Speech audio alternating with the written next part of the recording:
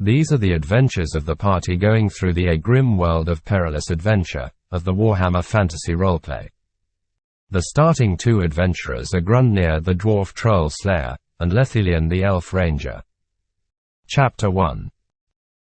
The two adventurers found themselves in the city of Nuln, the largest city in the province of Wissenland.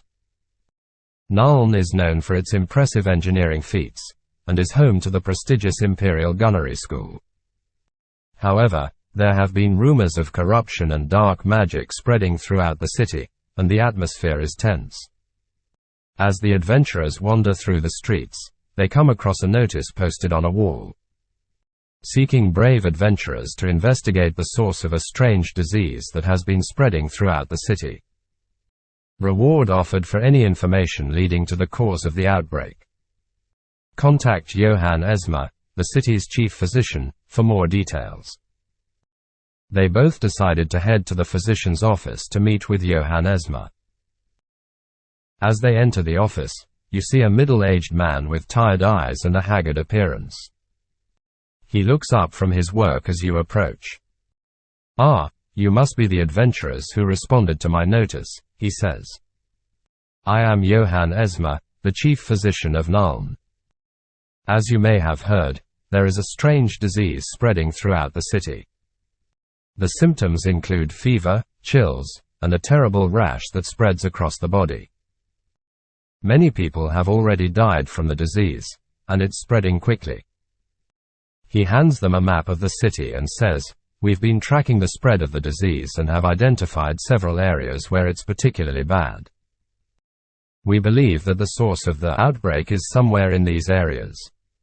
I need you to investigate and find the source of the disease. I will pay you 100 gold crowns for any information you bring back that leads to the source of the outbreak." Lethelian says, "Is there anything peculiar we should know about the disease? And how can one protect himself from it?" Johann nods and says, "Yes, there is something very peculiar about this disease. The symptoms are very similar to those of a disease called the Red Pox, which devastated Nuln over a century ago. However, the Red Pox was believed to have been eradicated, and this disease seems to be a new strain.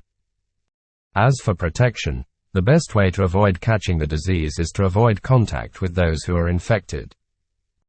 The disease seems to spread through bodily fluids, so be very careful when handling any materials or objects that may have been contaminated. Wear gloves and masks if necessary, and be sure to thoroughly wash your hands and any equipment you use."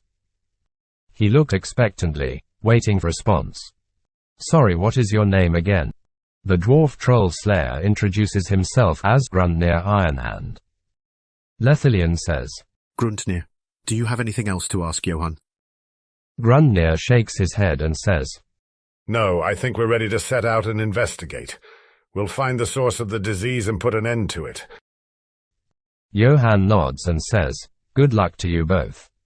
Remember, the fate of the city rests on your shoulders." With that, they leave Johann's office and set out to investigate the source of the disease. Lethelian says, "We should start by purchasing protection equipment and face masks just in case." "That's a good idea," Grundnir responds. They head to a nearby apothecary and purchase some protective gear and face masks. The apothecary also informs them that there have been reports of strange individuals lurking around the areas where the disease is most prevalent. He advises them to be cautious and keep an eye out for any suspicious activity. Fully geared up, the two adventurers head to one of the areas where the disease is particularly bad.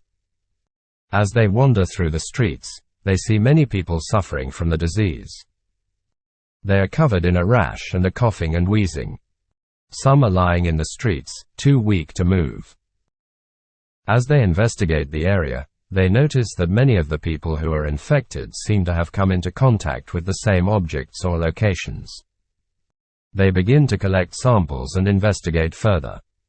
They manage to find a few clues. They notice that many of the people who have been infected seem to have visited a local well. They also notice that there are some suspicious-looking individuals loitering around the well. It's possible that the disease is being spread through the water supply, or that these individuals may have something to do with it. Lethelian and Grundnir decide to observe and follow the suspicious-looking individuals around the well. They try to stay hidden and keep a safe distance from them. After a few minutes of following them, they notice that the men seem to be meeting with someone at a nearby abandoned warehouse. The adventurers cautiously approach the warehouse and take a closer look. Inside, they see a group of individuals in robes performing some kind of ritual.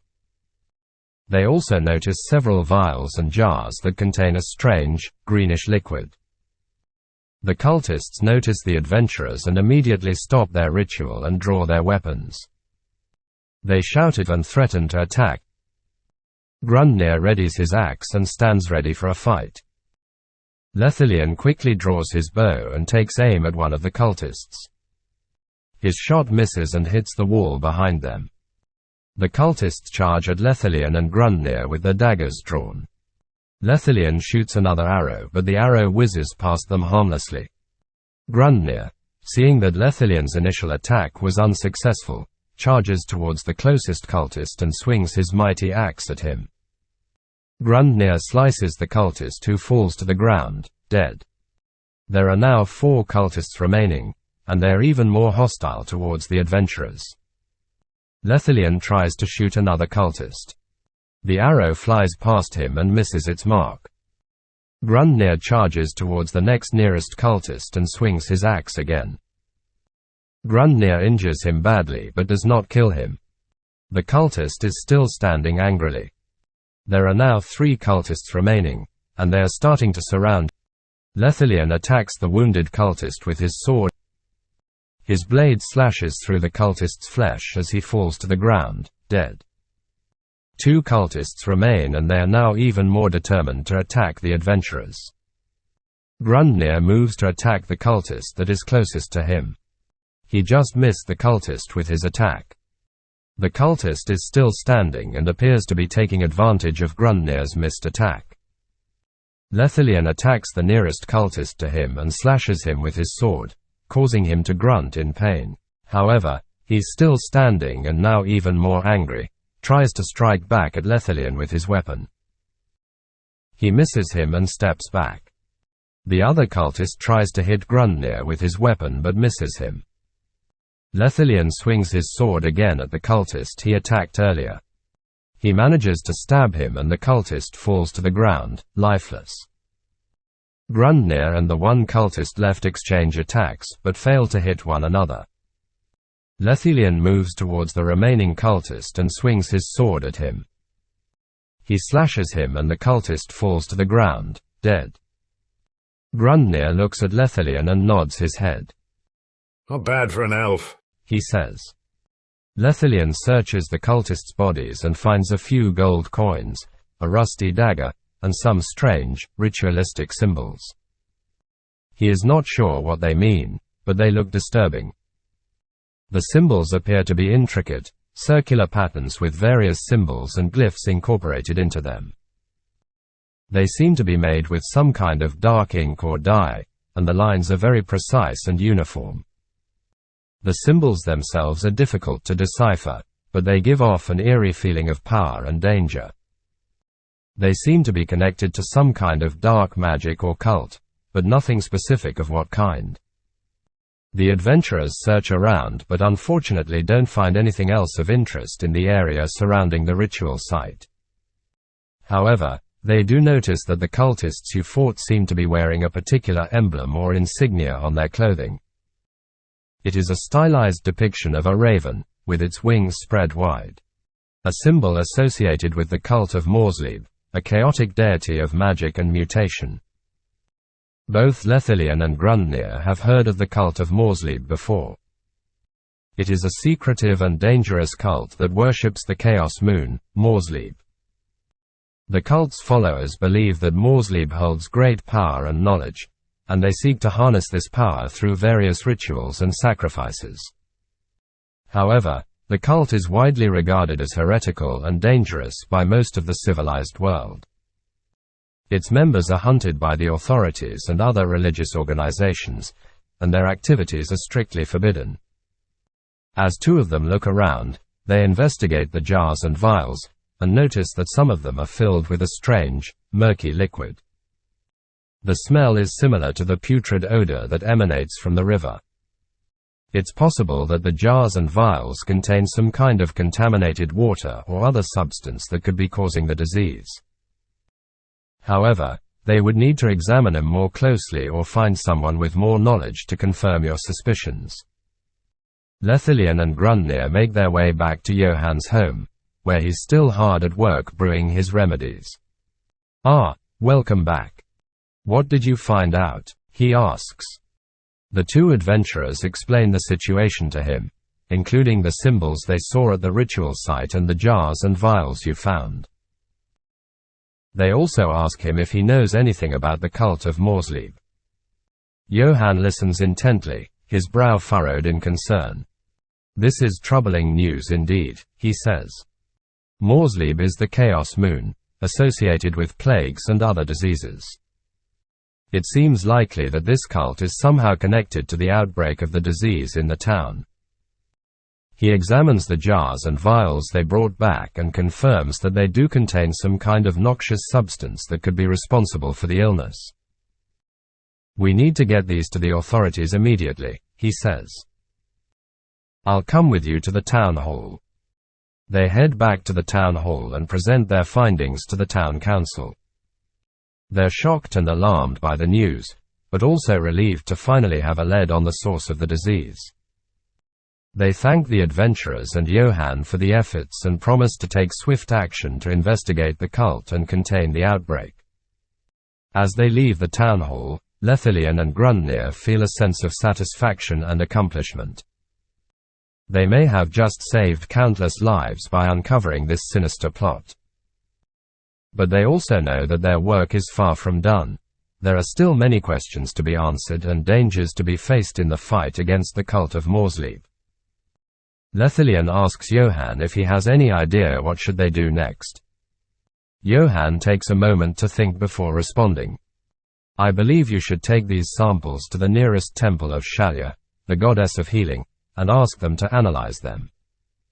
They should be able to determine if the disease is caused by the contents of these jars and vials." He continues, "I also have reason to believe that the cultists you encountered are connected to a larger group of chaos worshippers. You should investigate further and try to uncover any information you can about their plans and activities. It may be dangerous, but it is important work that needs to be done." As they return to Johann's office, Johann hands them a small pouch of gold coins. "Take this as a token of my gratitude for your efforts. May Sigmar watch over you on your journey," says Johann. Lethelian responds, "May Sigmar watch over you too, Johann. Come, Grundnir, let us go to Temple of Shalia." The adventurers make their way to the Temple of Shalia, the goddess of healing and mercy. As they approach the temple, they see a large crowd gathered outside, looking worried and anxious. The priests of Shalia are busy attending to the sick and the wounded, and the atmosphere is tense. As they make their way through the crowd, they are stopped by one of the priests who asks what they need. Lethelian explains the situation, and the priest nods. "I see. Well, we can certainly help you. But first, we need to make sure that you are not infected yourselves. Priestess Ingrid, please examine these two people for disease." The priestess asks Lethelian and Grundnir to step aside and perform a brief examination to check for signs of infection. After a few moments, he nods and gives you both a clean bill of health. "Good news. Now, what can we do for you?" Lethelian opens his bag. "We brought these jars and vials for you to research them, if they can be the cause of the sickness. We found them at the cultist possessions. They messed about the town's water, and maybe they were putting the disease in the water and making people sick." The priestess of Shalia nods and takes the jars and vials, examining them closely. After a few moments of silence, she turns and says, "These vials contain a foul mixture of poison and disease. It's no wonder that the people of the town have fallen ill. The cultists were likely using this to spread the sickness. She pauses for a moment, deep in thought. If we can create an antidote using the right ingredients, we may be able to cure those who have fallen ill. However, we will need to act quickly. The priestess then turns to her nearby acolytes and instructs them to gather the necessary ingredients for the antidote. Please, bring these ingredients to the infirmary. We will need all the help we can get to make enough of the antidote for everyone in the town. She then turns back to Lethelian and Grundnir. Thank you for bringing this to our attention. With your help, we may be able to save many lives. Lethelian asks, And also, do you know anything about these symbols? We found them at the cultist's possession. The priestess looks at the symbols closely, studying them with a frown. I don't recognize the symbols. She looks up at the adventurers. It seems you have stumbled upon something quite sinister. I suggest you continue to investigate this matter and put a stop to whatever plans these cultists may have. Lethelian says, Is there anything else we can do to help you? Priestess Ingrid smiles. Thank you for your offer. If you could help distribute the medications to the sick people around the town until we prepare the antidote for the town wells. You will need help getting it to those who need it most, especially the poorer districts of the town where people may not have access to medical care. Would you be willing to assist with this task? Lethelian responds, Yes, why not? We will go immediately. The priestess smiles and nods to them. May Shalia smile on your kindness. Bless you both. Go to the city square. There you will find the captain of the guard. Tell him I sent you. The two adventurers take all the medicine that they can carry and leave the temple of Shalia. They noticed that the city descended into a state of chaos. People are running around in panic, some are lying on the ground, writhing in pain.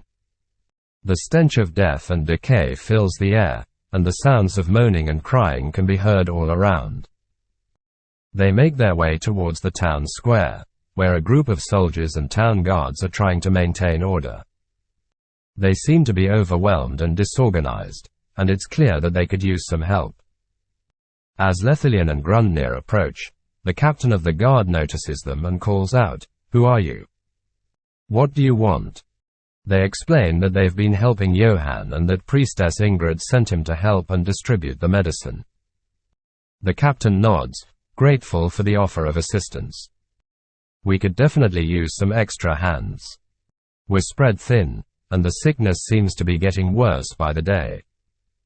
He assigns the adventurers to a small group of soldiers, and together, you begin distributing the medicine, and keeping an eye out for any signs of trouble. Over the next few days, Lethelian and Grundnir worked tirelessly to protect the town from the sickness. As the days go by, Johann works feverishly to develop an antidote to the disease that's ravaging the town. Finally, after many long hours of work, he's able to create a powerful antidote that can purify the wells from the foul sickness. With the help of the soldiers and guards, the adventurers and Johann are able to distribute the antidote throughout the town's wells, and slowly but surely, the sickness begins to subside. People start to recover, and the town begins to return to some semblance of normalcy. In the end, Lethelian and Grundnir were congratulated by the city mayor on the central square and paid handsomely. The people of the town cheer in gratitude for their bravery and selflessness in the face of danger. The adventurers made a real difference in their lives, and they will not forget what they have done for them.